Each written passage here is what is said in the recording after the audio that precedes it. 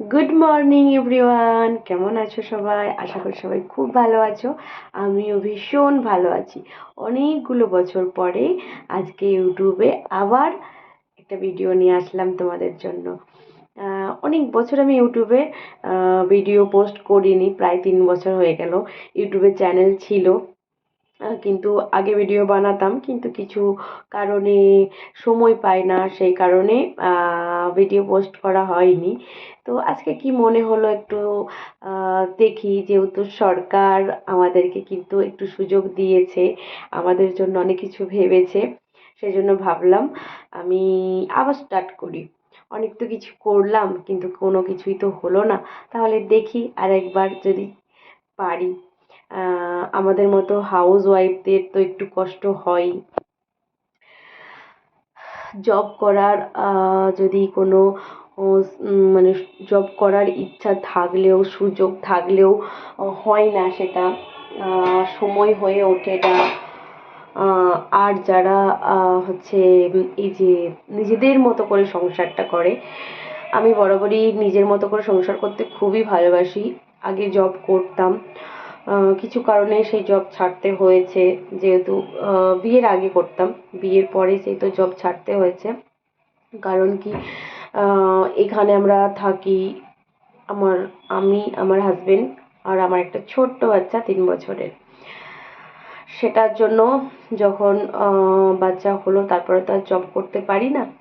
কি করে করব, আমার বাচ্চাকে কে সামলাবে? তো সেই কারণে জব ছাড়তে হয়েছে, কষ্ট হয়েছে, এখনো কষ্ট হয়। কি করব, কিছু করার নেই। হ্যাঁ, মেয়েদের জীবনটাই হয়তো এরকম। ফ্যামিলি সাপোর্ট থাকলে হয়তো জব করতে পারতাম, কোনো ফ্যামিলির সাপোর্ট নেই। মানে আমার হাজব্যান্ড যেহেতু জব করে, সেহেতু ও সকালে অফিস চলে যায়। আমি যদি জবের জন্য যাই, তাহলে আমার সংসারটা কে সামলাবে? সামলানো যাবে না। আমার বাচ্চাকে কে সামলাবে? বাচ্চাকে নিয়ে তো আর আমি প্রতিদিন ডিউটি যেতে পারবো না। তো যাই হোক, কষ্ট হয়, কিছু করার নেই, সবই মেনে নিতে হবে, সবই বাদ দাও।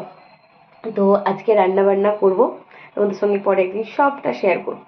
তো আজকে রান্না করব, আজকে অনেক দিন পরে মাছ এনেছে। কারণ আমরা যেখানে থাকি সেখান থেকে মাছের বাজার অনেকটাই দূরে, মানে আধা ঘন্টা 40 মিনিট লাগে যেতে, অটোতে বা টোটোতে। আর হচ্ছে মাছ এনেছে, প্রায় মাসে আমরা 1 সপ্তাহ মাছ খাই টানা। মাছটা যখন নিয়ে আসে, 3-4 কেজি মাছ নিয়ে আসে, 1 সপ্তাহ 10 দিন টানা মাছটা খাওয়া হয়। তো কালকে এনেছে রাত্রেবেলায় মাছ। তো আজকে বানাবো হচ্ছে রুই মাছের ঝাল, আর একটু বাঁধাকপি দিয়ে, মাছের মাথা দিয়ে বাঁধাকপি, উফ সেই লাগে, সেই লাগে। আর ভাত, আর ছেলের জন্য বানাবো পরোটা। ও পরোটা খেতে খুব ভালোবাসে, ও ভাত একদমই খেতে চায় না। সে অনেক ঝামেলা, অনেক ঝামেলা। বাচ্চা ছেলে থাকলে বাবা খাওয়া যে কি ঝামেলা, সেটা একমাত্র শুধু মা বোঝে, আর কেউ বুঝতে পারে না।